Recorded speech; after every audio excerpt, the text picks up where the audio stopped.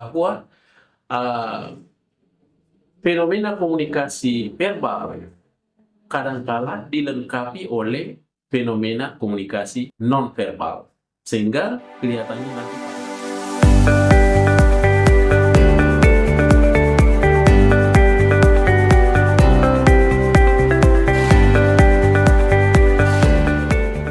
baik para pemirsa sekalian dimanapun berada, terima kasih atas segala atensinya yang kerap kali menonton salah satu channel YouTube kita, Mr. Koronis, komunikasi romantis dan humanis.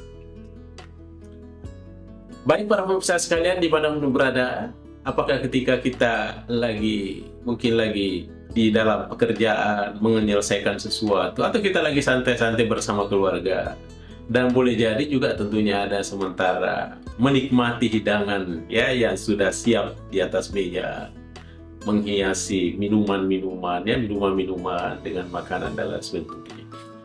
Yang pasti bahwa dimanapun berada, terima kasih selalu menonton channel YouTube kita, Mr. Koronis. Iya, yang selalu berbicara tentang persoalan-persoalan komunikasi. Sebagaimana yang tentu kita maklum bersama bahwa komunikasi hampir tidak ada lagi batasnya. Komunikasi sudah mulai dari lokal, nasional, kemudian hingga mengglobal atau mendunia. Hampir tidak ada jeda-jedanya lagi tentang komunikasi itu. Hampir setiap fenomena-fenomena penghuni muka bumi ini dianggap adalah fenomena-fenomena komunikasi. Ya, baik para pemirsa sekalian, tentu saja di dalam kita berkomunikasi ada hal yang harus ditulis, ada hal-hal yang harus disampaikan secara oral ya, secara lisan gitu. Tetapi ada juga tentunya yang kadangkala tidak ditulis atau disampaikan secara oral ya. Tapi dia lambangkan atau simbolkan melalui non-verbal communication. Makanya komunikasi itu ada yang sifatnya verbal dan ada yang sifatnya non-verbal ya. Kemudian tentunya ketika kita berbahasa, menulis sesuatu, kadang-kala kan ini lebih cepat ya, dibanding dengan ketika kita menyampaikan gerakan-gerakan tubuh seperti itu. Ya, tetapi ingat saudara-saudaraku sekalian bahwa fenomena komunikasi verbal kadangkala dilengkapi oleh fenomena komunikasi non-verbal, sehingga kelihatannya nanti paripurna. Ya, dia menjadi satu komunikasi yang sempurna begitu ya. Kita lihat umpama ya, menurut Verdewer ya, dia katakan bahwa ya, ada manfaat komunikasi nonverbal itu. Di antaranya dia ada 5 manfaat daripada komunikasi nonverbal sebagai pelengkap daripada komunikasi verbal. Ya. Yang pertama, ya, komunikasi nonverbal itu melengkapi informasi. Ketika kita menyampaikan sesuatu secara oral, secara lisan, tutur kata yang baik, bahwa ada sesuatu yang menarik, dan kemudian kita simbolkan lagi dengan jempol, itu artinya komunikasi nonverbal mendukung komunikasi verbal, sehingga dia merupakan pelengkap informasi. Itu yang pertama. Kemudian manfaat komunikasi nonverbal yang kedua yaitu mengatur interaksi ya. Iya, yang kedua itu mengatur interaksi. Bagaimana itu mengatur interaksi? Artinya bahwa ketika kita menyampaikan sesuatu, kadangkala kita perlu jeda.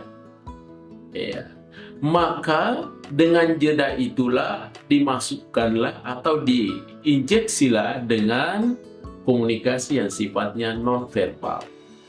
Maka semuanya tidak perlu disimbolkan, tidak perlu dibahasakan, tetapi diselingi dengan sebuah komunikasi non-verbal. Ya, ketika dia kecapean, ya tentu ketika dia bahasakan bahwa perasaannya lagi letih, lagi capek, tapi dia simbolkan lagi dengan simbol mata sayu, ya, kelihatannya dia lemah begitu. Ya, mereka orang lebih yakin bahwa ada interaksi, ya, ada interaksi di balik daripada komunikasi verbal, yaitu komunikasi non-verbal, sehingga ini bisa mengatur interaksinya dan bisa meyakinkan orang, ya.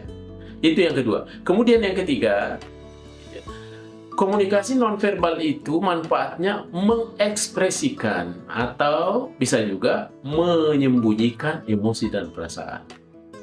Artinya, ketika kita tersenyum, pasti saja orang mengatakan bahwa dia lagi happy, dia lagi bahagia.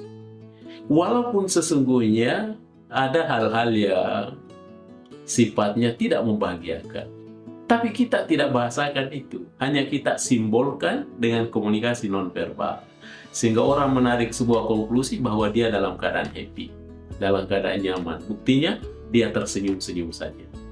Ketika dia tanggal baru tersenyum, wajar-wajar saja. Tapi ketika dia tanggal tua dan masih tersenyum, orang pasti dia bilang stoknya masih bagus.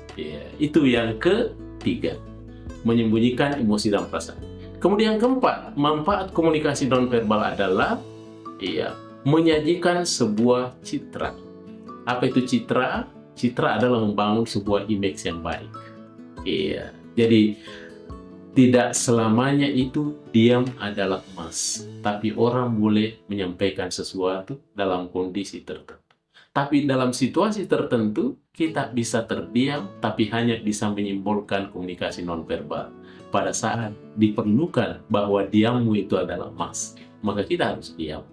Dan yang terakhir, saudaraku sekalian, yang kelima adalah bagaimana bisa memperlihatkan sebuah kekuasaan atau kendali.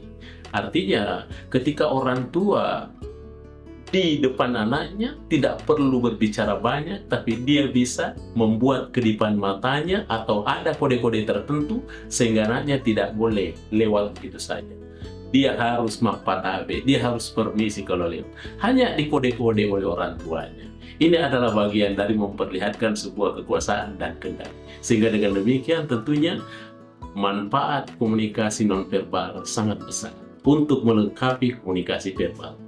Baik saudaraku sekalian dimanapun berada, terima kasih atas segala perhatiannya.